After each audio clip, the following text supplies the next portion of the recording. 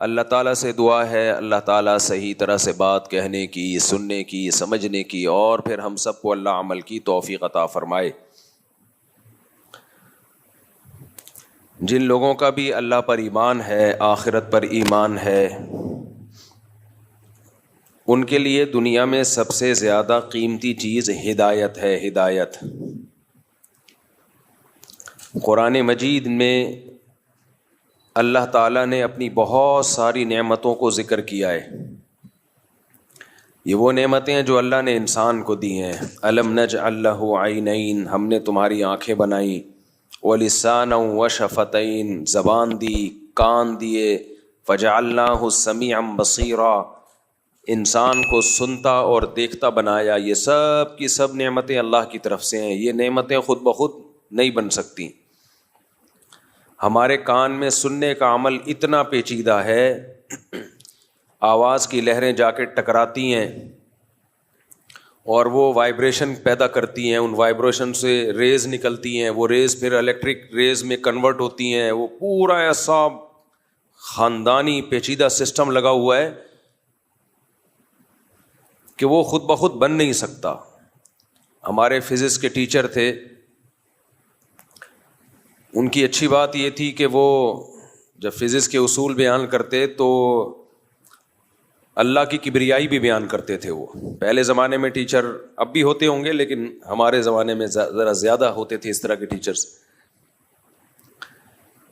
تو وہ ایک ڈاکٹر کے بارے میں تحقیق بتا رہے تھے جو کان کا بہت بڑا کوئی اسپیشلسٹ گزرا ہے ماضی میں، گوروں میں۔ تو بتا رہے تھے کہ جب اس نے کان پہ ریسرچ کی کہ کان سنتا کیسے ہے، تو غیر مسلم تھا وہ، لیکن بے اختیار اس کے زبان سے یہ الفاظ نکلے کہ جو اس کان کو بنانے والا ہے وہ کیسا سمیع بصیر ہوگا، وہ کیسا سننے والا ہوگا، جس نے سننے کا ایسا پیچیدہ آلہ انسان کو بنایا اور انسان کی کھوپڑی میں دو طرف فٹ کر دیا تاکہ ادھر سے بھی سنے اور ادھر سے بھی سنے۔ لا الہ الا اللہ، یہ ایوالو ہونے کا نتیجہ نہیں ہو سکتا۔ میں جو یہ نظریہ ارتقاء پہ اتنا بولتا ہوں نا، اس لیے کہ یہ نظریہ تمہیں جہنم کا ایندھن بنا دے گا۔ تم نے اس کی بیس پہ خدا کا انکار کیا ہے، کوئی ہلکا کام نہیں کیا۔ تو اللہ نہیں چھوڑے گا۔ آپ کہہ دو کہ ہمارے کان ایوالو ہو کے بنے ہیں، ہمارا دماغ ایوالو ہو کے بنا ہے، آنکھیں ایوالو ہو کے بنی ہیں، پھینکتے رہو۔ پھینکنے پر گورنمنٹ کی طرف سے کوئی پابندی نہیں ہے، پھینکتے رہو، اللہ نہیں چھوڑے گا۔ جو ہمارا سیکولر طبقہ ہے ہماری اس طرح کی باتوں سے اور زیادہ طنز کرتا ہے کہ دیکھو ان مولویوں کے پاس دلیل تو ہوتی نہیں ہے، جہنم کی وعیدیں سنا رہے ہوتے ہیں۔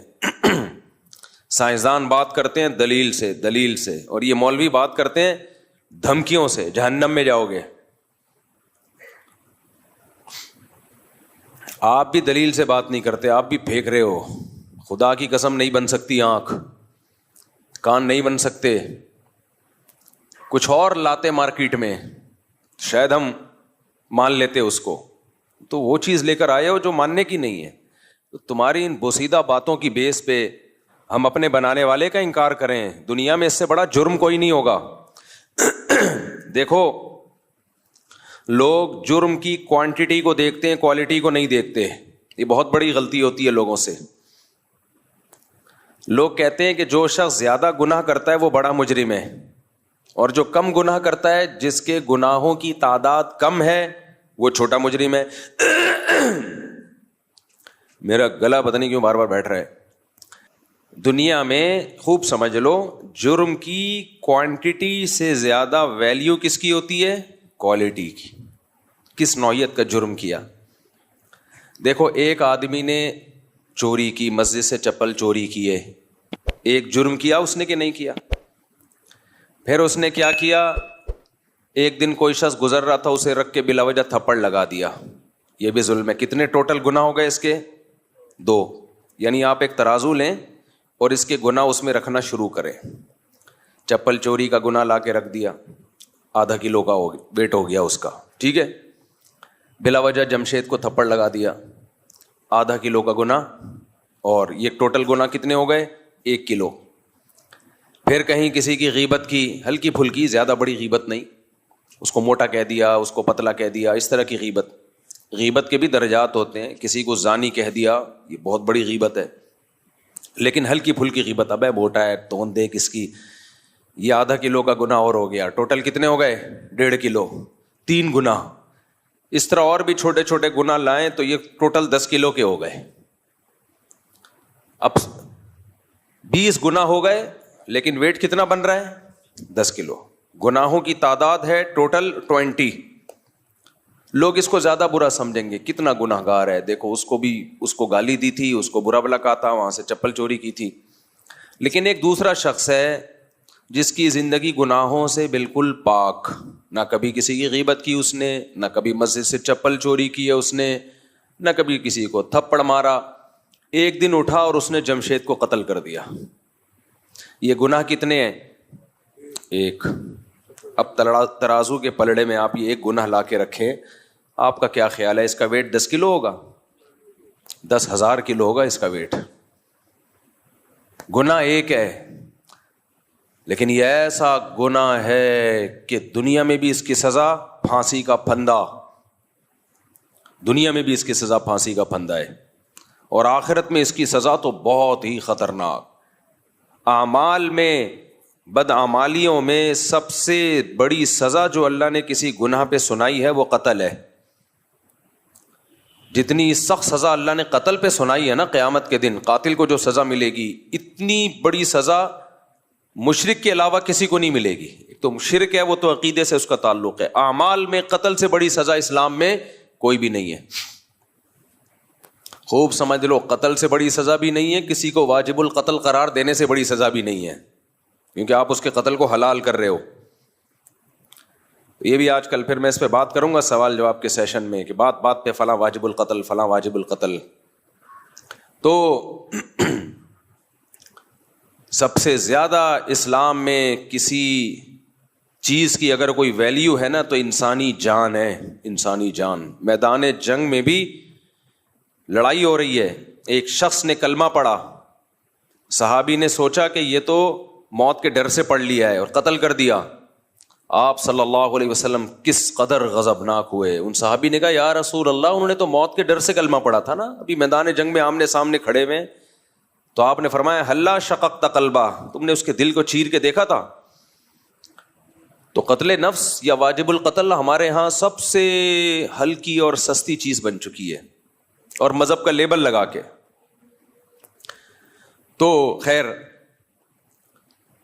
تو آپ نے کیا کیا؟ ترازو کے دوسرے پلڑے میں لا کے رکھا قتل نفس. گناہ کتنے ہیں؟ 1. کوانٹٹی نہیں ہے، کوئی 10 20 15 40 گناہ نہیں ہے، بلکہ کوالٹی وائز یہ سب سے بھاری ہے، یہ بہت بھاری گناہ ہے. ایک گناہ ساری زندگی کی ساری نیکیوں کو چٹ کر جانے کے لیے کافی ہے. ہم سے غلطی یہ ہو رہی ہے کہ آج بھی ہم لوگوں کو ناپنے کے لیے یہ دیکھ رہے ہوتے ہیں اس کے اعمال میں کتنے گناہ ہیں، کتنی غلطیاں کرتا ہے، یہ کتنی مسٹیکس کرتا ہے. یہ نہیں دیکھتے کہ کس نوعیت کی مسٹیک کر رہا ہے، کس نوعیت کی غلطی کر رہا ہے. تبھی اسلام کا انسانیت کو جانچنے کا پیمانہ الگ ہے، اور عام لوگوں کا انسانیت کو جانچنے کا پیمانہ الگ ہے. ہر ایک کے پیمانے الگ الگ ہیں. آج کل جو سیکولر لبرل لوگ ہیں وہ انسانوں کو کیسے جانچتے ہیں کہ یہ اچھے ہیں یا برے؟ کیسے جانچتے ہیں؟ نماز سے جانچتے ہیں کہ نماز پڑھتے ہیں کہ نہیں پڑھتے؟ بتاؤ. منہ سے بولا یار. ان سے اس سے کیا ہے؟ کہتے ہیں انسان اچھا ہونا چاہیے، بے شک نماز نہ پڑھے. اصل تو انسان ہے. اصل کیا ہے؟ انسان ہے. اصل تو انسان ہونا چاہیے. اچھا بھائی، اصل انسان کا کیا مطلب ہے؟ اصل انسان یہ ہے کہ اصل انسان ہونا چاہیے. 2-3 چیزیں ہی رہ گئی ہیں بس. کسی کا دل نہ دکھائے، کسی کو منع نہ کرے، اور لوگوں کے ساتھ تعاون کرے. کبھی کوئی ضرورت پڑ جائے تو اچھا سلوک کرے لوگوں کے ساتھ. بس یہ ہے. ٹوٹل ختم. انسانیت یہاں پہ کیا ہو گئی؟ اینڈ. کافر کا یہ کرائٹیریا ہے. آج ایک غیر مسلم عیسائی ہے, غیر کسی اور ملک میں رہتا ہے, وہ مسلمانوں پہ بہت برس رہا تھا, کہہ رہا تھا بتاؤ دنیا میں سب سے زیادہ گالیاں دینے والے لوگ کون سے ہیں, کمنٹس میں بتائیے. نیچے لوگوں نے لکھا مسلمز. بتاؤ دنیا میں سب سے زیادہ لڑاکا کون ہے, نیچے لوگوں نے لکھا مسلمز. اچھا وہ خود عیسائی تھا. میں نہیں کہہ رہا سارے عیسائی ایسے ہوتے ہیں, یہاں جو عیسائی رہتے ہیں تو بہت اچھے طریقے سے رہتے ہیں, لیکن ہر طرح کے لوگ ہر جگہ ہوتے ہیں. تو کہہ رہے بتاؤ سب سے بڑے دہشت گرد کون ہیں, نیچے لکھا ہوا تھا مسلم. تو پھر اس نے عیسائیت کی تبلیغ شروع کر دی کہ دیکھو مسیحی میں کتنا یعنی کتنا برداشت ہے وغیرہ وغیرہ. تو کسی نے نیچے کمنٹس کیے ہوئے تھے بتاؤ ایک خدا کو تین کہنے والے کتنے ہیں, کون ہیں؟ صحیح ہے نا, خدا ایک ہے اس کو تین بنانے والے کون ہیں؟ اب جواب دو نا. یعنی وہ جو کمنٹس میں تھا اس کا کہنا تھا جواب دو, اب نیچے لکھو. ظاہر ہے کرسچینٹی ہے, ایک خدا کو تین بنا دیا اور کہہ دیا کہ اللہ نے عیسیٰ ابن مریم کو اپنا بیٹا بنایا ہے, معاذ اللہ. تو اسی عقیدے کو ایکسپلین نہیں کر سکے. مقصد کسی مذہب کا مذاق اڑانا نہیں ہے, لیکن ظاہر ہے جو شخص یہ کام کرے گا تو پھر اس کو جواب تو ملے گا نا. چند مسلم اسکالرز جو شدت پسند ہیں, جو میجورٹی ان کی مخالفت کرتی ہے, وہ چند شدت پسندوں کا جرم پوری مسلم کمیونٹی پہ ڈال دیا. تو یہ ظلم ہے یا نہیں ہے؟ اگر مسلمان شدت پسند ہوتے تو پاکستان میں ہندو اتنے مزے سے رہتے جتنے مزے سے رہتے ہیں بھائی. اگر مسلم شدت پسند ہوتے تو مسیحی لوگ اتنے مزے سے زندگی گزارتے ہیں یہاں جیسے گزارتے ہیں. ہم نے تو کبھی کسی چرچ کی طرف رخ نہیں کیا کہ ہم اس کو جلائیں گھرائیں, اس عمل کو ہم حرام سمجھتے ہیں.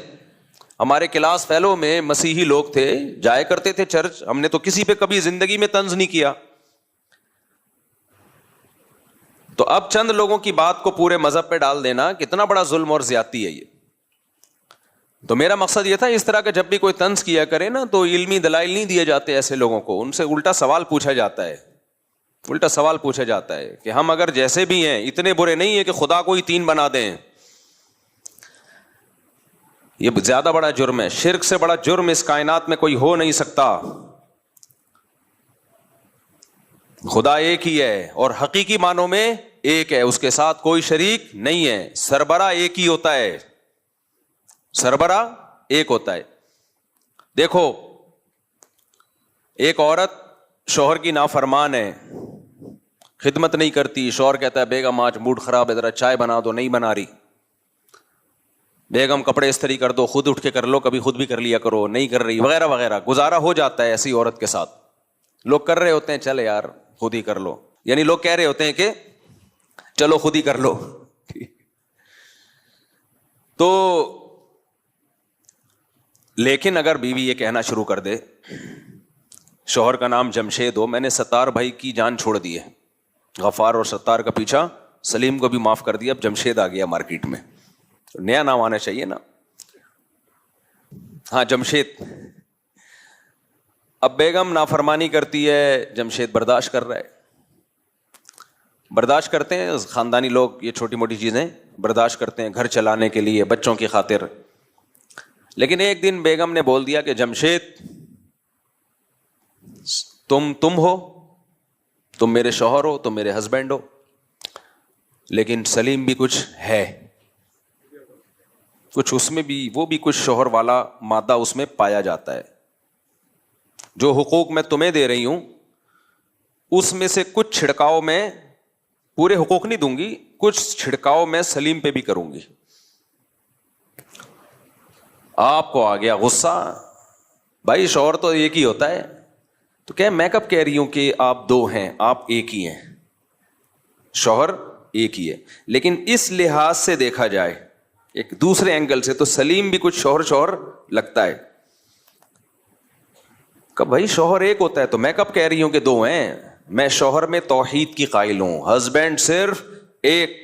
تو پھر اس کا نام کیوں لے رہی ہو بار بار سلیم کا؟ اس کو کچھ بھی رائٹس شوہر والے ہسبینڈ والے کیوں دے رہی ہو؟ کیا تم اس کو بھی ہسبینڈ مانتی ہو؟ نہیں, میں اس کو ہسبینڈ نہیں مانتی.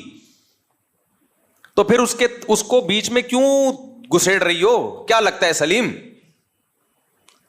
تو کیا شوہر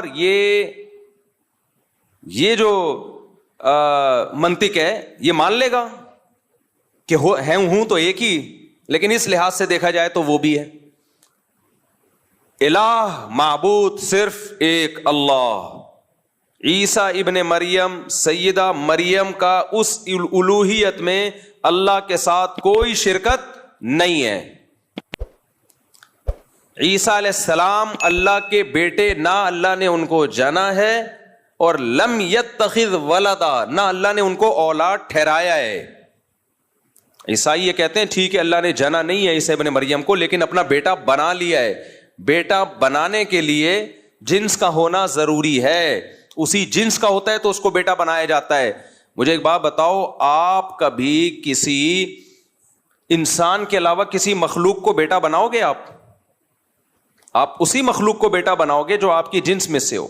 لے پالک بچہ لے لو گے آپ، کسی پڑوسی کا بچہ لے لیا، اپنے بھائی کا بچہ لے کے اپنا بیٹا ٹھہرا لیا اس کو آپ نے۔ یہ نہیں ہو سکتا کہ آپ نے کوئی اور چیز جو مخلوقی الگ تھی، الگ ہی مخلوق ہے، اس کو بیٹا بنا لیا۔ لوگ کہیں گے، مثال کے طور پر کوئی بلی گھر میں تھی آپ کے، آپ نے اس کو بیٹی بنا لیا، نہیں بن سکتی وہ۔ ہاں یہ کہیں گے بھائی محبت سے آپ اس کو کیا کہہ رہے ہیں؟ بیٹی کہہ رہے ہیں۔ اول تو بلی کو یا کسی اور مخلوق کو اتنی محبت کوئی دیتا نہیں، لیکن چلو دے دیا آپ نے۔ محبت میں تو کسی کو بھی کچھ بھی کہا جا سکتا ہے۔ اپنے سے بڑی عمر کے آدمی کو بھی کیا کہا جا سکتا ہے؟ بیٹا، حالانکہ وہ بیٹا ہو ہی نہیں سکتا۔ بھائی آپ کی عمر تھی 40 سال، ایک بچہ آیا، بچہ نہیں بڑا آدمی آیا 41 سال کا، آپ اس کو اور بیٹا کیا حال ہے؟ وہ تیش میں آ گیا کہ میں تیرا بیٹا کہاں سے ہو گیا، میں پہلے پیدا ہوا ہوں اور تو بعد میں۔ تو آپ کیا کہو گے؟ میں پیار سے بیٹا کہہ رہا ہوں، حقیقت میں میرا بیٹا مراد نہیں ہے۔ تو اگر اس سینس میں عیسیٰ ابن مریم کو بیٹا کہا جاتا ہے کہ اللہ نے بیٹا ٹھہرا لیا محبت کی، تو پھر ہر محبوب کو کہنا چاہیے نا، پھر تو ہر محبوب کو کہنا چاہیے مجازن۔ لیکن عیسائی کہتے ہیں نہیں، حضرت نوح علیہ السلام بھی اللہ کے چہیتے، آدم علیہ السلام بھی اللہ کے چہیتے، ابراہیم علیہ السلام بھی اللہ کے چہیتے، مگر کہتے ہیں نہیں، بیٹا کس کو ٹھہرایا؟ عیسیٰ ابن مریم کو۔ تو اس کا مطلب آپ بیٹے سے وہ محبوب یا مجازن بیٹا مراد نہیں لے رہے، آپ حقیقی بیٹا بنا رہے ہو۔ اور جب حقیقی بیٹا کسی کو کہا جاتا ہے تو حقیقی بیٹا وہ ہوتا ہے جس کو آپ نے جنا ہو۔ پھر کہتے ہیں کہ نہیں جنا بھی نہیں ہے۔ بھائی سیدھا کیوں نہیں کہہ دیتے معبود صرف ایک ہے؟ لیس کمثلہ شیء، اس جیسا کوئی دوسرا نہیں ہے، کیونکہ بیٹے کے لیے آپ کی جنس کا ہونا ضروری ہے۔ انسان کو بیٹا بناتا ہے، کسی اور مخلوق کو بیٹا، فرشتے کو بیٹا نہیں بنا سکتا۔ تو اسی طرح اللہ اگر بیٹا بنائے گا، معاذ اللہ نقل کفر نباشت، تو وہ اللہ ہی ہوگا، اللہ جیسا ہوگا کوئی۔ جبکہ عیسیٰ ابن مریم نہ اللہ جیسے، آپ کہتے ہیں وہ اللہ جیسے تھے، تو پھر یہی تو شرک ہے کہ آپ نے اللہ جیسا کسی کو ٹھہرا لیا۔ اللہ کہتے ہیں میرے جیسا صرف میں ہوں۔ اور کمال یہ کہ اللہ جیسا ٹھہرا کے پھر عیسیٰ ابن مریم کو پکارتے بھی ہیں۔ پکارنا کس کا حق ہے؟ بولو اللہ کا۔ دیکھو کچھ رائٹس ایسے ہوتے ہیں، کچھ معاملات ایسے ہوتے ہیں جو کسی خاص شخصیت کے ساتھ خاص ہوتے ہیں، وہ حقوق آپ کسی اور کو نہیں دے سکتے، وہ کسی اور کو نہیں دے سکتے۔ آپ اگر کسی اور کو دو گے تو یہ شرک ہو جائے گا، پھر یہ شرک ہو جائے گا۔ جیسے یہ عاشقین ہوتے ہیں نا، عاشقین یہ کہتے ہیں محبت میں شرک نہیں ہوتا۔ عاشق اپنی معشوقہ سے کیا کہتا ہے؟ معشوقہ کہتی ہے تمہارے موبائل میں تو جمشید کے نام سے ہم نے سرچ کیا تو پتہ چلا وہ جمشیدہ نکلی۔ تو یہ جواب میں کیا کہتا ہے؟ میں محبت میں شرک برداشت نہیں کرتا، صرف تم ہو میری، کہتا ہے نا۔ تو کیا مطلب اسے اپنی ماں سے محبت نہیں ہے؟ ماں سے بھی تو محبت ہے، باپ سے بھی تو محبت ہے، لیکن اپنی محبوبہ کو کیا کہہ رہے؟ محبت میں شرکت نہیں کرتا۔ کیا مطلب؟ محبوبہ یا بیوی سے جس قسم کی محبت کی جاتی ہے وہ والی محبت ماں اور باپ سے نہیں کی جاتی۔ ماں اور باپ سے جس قسم کی محبت کی جاتی ہے وہ والی محبت محبوبہ یا اولاد سے بولو نہیں کی جا سکتی. تو اس سے پتہ چلتا ہے کہ ہر محبت دوسرے سے ڈفرینٹ قسم کی ہوتی ہے. تو جس محبت میں شرک کی اجازت ہے وہاں کر سکتے ہو, جس محبت میں شرک کی اجازت نہیں ہے وہاں نہیں کر سکتے. عورت کو اسلام نے, غیرت نے اور فطرت نے اجازت نہیں دی کہ جمشید کو جب آپ نے اپنا ہسبینڈ بنا لیا تو یہ ہسبینڈ والی محبت آپ سلیم یا غفار کو دیں. اجازت دی ہے یا دنیا کا کوئی قانون اجازت دیتا ہے اس کو؟ اب میں مثالوں سے بات سمجھاتا ہوں تاکہ میرا دعویٰ سمجھ میں آئے, اور دعا کرو یہ مائک ٹھیک ہو جائے. یہ جو نیٹ پہ جا رہا ہوتا ہے نا, ان کو نہیں پتہ چل رہا ہوتا کہ مائک خراب ہے, کیونکہ وہ تو ریکارڈنگ سے ہو رہا ہے نا. یہاں مجھے پتہ چل رہا ہوتا ہے کبھی آواز ایک دم آ رہی ہے, کبھی مارکیٹ سے شارٹ ہو رہی ہے. تو اب مجھے ایک بات بتاؤ, ایک عورت اپنے ہسبینڈ سے محبت کرتی ہے اور کہتی ہے میں صرف تم سے محبت کرتی ہوں, کوئی دوسرا شخص بیچ میں کھڑا ہوا ہے, وہ کہہ رہا ہے کیا مطلب, وہ اپنے باپ سے نہیں کرتی, اپنے بیٹوں سے محبت نہیں کرتی, تو وہ کیا کہے گی, تو پاگل ہے, تو سمجھتا نہیں ہے بات کو, سمجھتا نہیں ہے بات کو, نکل پڑتا ہے رات کو. بھائی ہسبینڈ سے جب یہ کہا جاتا ہے مجھے صرف تم سے محبت ہے, تو مطلب جو ہسبینڈ والی محبت ہے وہ صرف تم سے ہے. باپ والی محبت, اولاد والی محبت کی یہاں بات ہی نہیں ہو رہی ہے. اب ہسبینڈ والی محبت کیا ہے بھائی؟ جو آپس کا ریلیشن ہے میاں بیوی کا, وہ صرف ہسبینڈ کے ساتھ ہو سکتا ہے. عشق معاشقہ صرف ہسبینڈ کے ساتھ ہو سکتا ہے, کسی اور کے ساتھ نہیں ہو سکتا. تو اسی طرح خوب اچھی طرح سمجھ لو, معبود سے بھی خاص قسم کی محبت کی جاتی ہے. وہ محبت میں آپ معبود یعنی اللہ کے ساتھ کسی کو شریک نہیں کر سکتے, اس میں اللہ کے ساتھ کسی کو شریک نہیں. وہ کون سی محبت ہے؟ وہ اس محبت کی بنا یہ ہے کہ اللہ وہ ذات ہے جو علی کل شیء قدیر اور علم اس کا کامل. اللہ کا علم بھی کامل ہے اور وہ سب کچھ کر سکتا ہے, ہمارے نفع اور نقصان کا مالک ہے وہ. تو آپ سمجھ لو کہ اللہ سے بھی محبت جس میں شرکت جائز نہیں ہے, وہ والی محبت ہے جو عابد کو معبود سے ہوتی ہے, جو عبادت کرنے والے کو اس سے ہوتی ہے جس کی عبادت کی جائے. اور اس محبت کے اثرات کیا ہیں؟ جیسے میاں بیوی کی جو محبت ہے اس محبت کے اثرات کچھ اور ہیں, ایک دوسرے کی جنسی تسکین کا ذریعہ بنتے ہیں. ماں اور باپ سے جو محبت ہوتی ہے اس محبت کے اثرات کچھ اور ہیں. ماں کے قدموں میں بیٹھنے کا دل کرتا ہے, ماں کی گود میں سر رکھ کے سونے کا دل کرتا ہے. باپ سے جو محبت ہوتی ہے اس کے اثرات کچھ اور, اس کی تعظیم کا دل کرتا ہے, اس کی رسپیکٹ کا دل کرتا ہے. تو ہر ایک کی محبت الگ ہوتی ہے. اپنے بچوں پہ جو محبت ہوتی ہے اس محبت کے اثرات کچھ اور ہوتے ہیں. ان کو پیار کرنے کا دل کرتا ہے, ان کو کھلونے دے کے بہلانے کا دل کرتا ہے, ان کے سامنے شکلیں بگاڑ کے ان کو ہنسانے کا دل کرتا ہے, ان کے کہہ کے سننے کا دل کرتا ہے, ان کے لیے پراپرٹی جائیدادیں بنانے کا دل کرتا ہے, ان کے مستقبل کا سوچنے کا دل کرتا ہے. تو اسی طرح خوب سمجھ لو کہ اللہ سے جب محبت ہوتی ہے اس کی عبادت کا دل کرتا ہے, اور عبادت کا جزو اعظم ہے دعا. اللہ کرے یہ بات اچھی طرح سمجھ میں آ جائے. اس کو پکارنے کا دل کرتا ہے کہ مصیبت میں کس کو پکارا جائے گا؟ اس اللہ کو, کسی اور کو نہیں پکاروں گا. اعتماد صرف کس پہ کروں گا؟ اس اللہ پہ. یہاں پھر وہ لوگ مشرکین بولتے ہیں کہ اللہ کے علاوہ نہیں تم پکارتے, پولیس کو نہیں پکارتے ہیلپ لائن میں ہیں بھائی؟ تم جب سمندر میں ڈوب رہے ہوتے ہو تو ہیلی کاپٹر وہ ریسکیو ٹیم کو نہیں پکارتے بھائی. یہاں پکار کا مطلب وہ پکار جو اسباب سے ہٹ کرو. ہمارے معبود کو اللہ کے پاس یہ طاقت ہے کہ جب سارے اسباب فیل ہو جائیں تو وہ ان ناکامی کے نقشوں میں کامیابی پیدا کر سکتا ہے, اور ناکامی کا کوئی سبب بھی نہ ہو کامیابی کے نقشوں میں ناکامی پیدا کر سکتا ہے. وہ کچھ کرنے کے لیے کسی سبب اور لاجک کا محتاج نہیں ہے. جو اپنی قدرت سے کان بنا سکتا ہے, کتنی پیچیدہ مشین کھوپڑی میں لگا دی اس نے, اور کیسے ایک پانی کے قطرے میں جس کو منی کہا جاتا ہے ایسے سافٹ ویئر ڈال دیے کہ وہ ماں کے پیٹ میں رحم میں جب وہ جاتا ہے قطرہ، اسی میں آنکھ، اسی میں کان، اسی میں ناک، اسی میں دل، اسی میں دماغ، اسی میں لیور، یہ ساری چیزیں فٹ فاٹ بن کے 9 مہینے میں بچہ آیا مارکیٹ میں، اور جیسے ہی مارکیٹ میں آیا فوراً مارکیٹ میں اس دودھ بھی اویلیبل ہے اس کے لیے ماں کی چھاتیوں میں. اتنا تو دنیا کی کوئی گورنمنٹ بیدار نہیں ہوتی. اس سے پتہ چلتا ہے علی کل شیء قدیر. پہلی دفعہ اس نے کلمہ کن کی طاقت سے کائنات کو بنایا، اس کے بعد اسباب میں جکڑ دیا اس نے. اب ایک اسباب کے تحت کائنات چل رہی ہے. پہلی مرتبہ کچھ بھی نہیں تھا، کن بولا اور سب کچھ ہو گیا. بغیر باپ کے عیسیٰ ابن مریم کو پیدا کیا، بغیر ماں اور بغیر باپ کے آدم کو پیدا کیا. تبھی تو سائنسدان پریشان ہے، یہ اللہ کی قدرت کا انکار کرنے کے لیے بندر کے کھاتے میں ڈال دیا اس کو، یہ بندر سے پیدا ہوئے ہیں. پھر ان سے پوچھو بندر کس سے پیدا ہوا، وہ فلاں سے پیدا ہوا. وہ کس سے پیدا ہوا، وہ فلاں سے پیدا ہوا. پھر ہوتے ہوتے ہوتے وہ ایک سیل کی طرف آتے ہیں، یہ کیسے پیدا ہوا، یہاں کے گاڑی پنچر. یہ کیسے پیدا ہوا، پنچر. چلو یہ اس کے بھی کوئی لاجک بنا لو، یہ ایسے پیدا ہوا. تو یہ بھی تو کسی چیز سے بنا ہے، وہ کس سے پیدا ہوئی.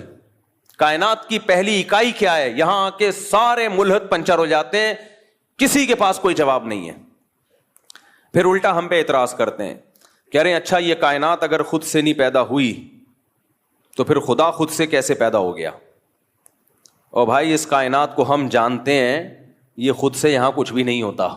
خدا کو ہم اس کی حقیقت اور ماہیت کو نہیں جانتے، تو دونوں میں سے ایک کو تو فرض کرنا پڑے گا، یا تو یہ کائنات خود سے ہے ہمیشہ سے، یا بنانے والا ہمیشہ سے ہے. فزکس کے سارے لاز اس کائنات پہ اپلائی ہوتے ہیں، اور سارے لاز، سارے قوانین کہتے ہیں یہاں خود بخود کچھ بھی نہیں ہوتا. تو یہ بن کیسے خود بخود گئی؟ وہ فزکس کے جو قوانین ہیں وہ خدا پہ تھوڑی اپلائی ہوتے ہیں، وہ مخلوق تھوڑی ہے، وہ تو ہماری عقل سے بالا تر ہے.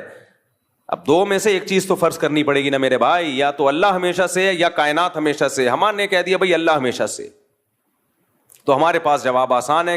کہتے ہیں کیسے ہے، ہمیں نہیں پتا بھائی کیسے ہے، اللہ کی حقیقت کون جانتا ہے. لیکن آپ سے ہم پوچھتے ہیں کہ اگر اللہ نہیں ہے تو پھر کائنات ہمیشہ سے ہے، کیسے ہے؟ کسی کے باپ کے پاس بھی اس کا جواب نہیں ہے. وہ یہ نہیں کہہ سکتے کائنات ہماری عقل سے بالا تر ہے. کیوں بالا تر ہے بھائی؟ کائنات عقل سے بالا تر ہے تو اس کے بارے میں قوانین پیش کیوں کرتے ہو؟ فزکس کے جتنے قوانین ہیں خدا کے بارے میں تھوڑی، اس کائنات کے بارے میں ہے نا. اگر ایسا کرو گے تو ایسا ہوگا، ایسا نہیں کرو گے تو ایسا نہیں ہوگا. دیکھو رکشوں کے پیچھے لکھا ہوتا ہے ایسا کرو گے تو کون آئے گا، یہ فزکس کا تو لا ہے. رکشوں کے پیچھے لکھا ہوتا ہے ایسا کرو گے تو کون آئے گا، یہ دیسی لا ہے. کچھ فزکس کے قوانین وہ ہیں جو سائنسدانوں نے بنائے، کچھ ہمارے رکشے ٹیکسی والوں کے بھی فزکس کے لاز ہیں کہ ایسا کرو گے تو کوئی بھی بولو نہیں آئے گا، اور ایسا نہیں کرو گے تو سب آ جائیں گے. یہ ایک دوسرا لا ہے جو اس کے الٹا کر کے بنایا گیا. ہم کہہ رہے ہوتے ہیں نا بھائی تو ایسا کرے گا تو پھر کون آئے گا، یعنی تو بدسلوکی کر رہا ہے میرے ساتھ، میں تیرے گھر آیا چائے کا نہیں پوچھ رہا، ایسا کرو گے تو کون آئے گا. تو جواب میں کیا کہتا ہے، ایسا نہیں کروں گا تو سب آ جائیں گے. یعنی میں سب کو چائے کا پوچھنا شروع کر دوں، سب کو کھانا، تو پھر تو لائن لگ جائے گی نا. تو خیر، تو بات کہیں اور کہیں سے کہیں چلی گئی. ہم یہ بات کر رہے تھے، کیا بات کر رہے تھے بھائی؟ ہاں میں یہ کہہ رہا تھا کہ معبود والی محبت وہ صرف کس کا حق ہے، اللہ کا. اس محبت کے اثرات کیا ہیں؟ جیسے میں نے بھی مثال دی، ماں کی محبت کا اثر الگ، باپ کی محبت کا اثر الگ. باپ کی محبت کا اثر یہ نہیں کہ گود میں اٹھا کے پیار کرنا شروع کر دو اس کو. باپ کی محبت کا اثر ہے تعظیم، رسپیکٹ، کڑوی کسیلی برداشت کرو. کبھی کبھار ایک آدھ تھپڑ لگا دیا، برداشت، ابا ہے بھائی. ماں کی محبت کا اثر کیا ہے؟ اس کے قدموں میں بیٹھو، اس کی گود میں سر رکھو، کتنا مزہ آتا ہے، خاص طور پہ جب بوڑھی ماں ہو. آہا، اس سے زیادہ تو مزے کی دنیا میں کوئی چیز ہے نہیں. تو اللہ کی محبت کا مطلب کیا ہے؟ اللہ کی محبت کا مطلب یہ ہے، کیونکہ وہ بہت طاقتور ہے، ہم اس سے محبت اسی بیس پہ تو کرتے ہیں، بہت پاورفل، اور ہر چیز کا اسے علم ہے. تو پھر راز و نیاز کس سے کیا جائے؟ اللہ سے. وہ آپ کے دلوں کے بھیدوں کو جانتا ہے.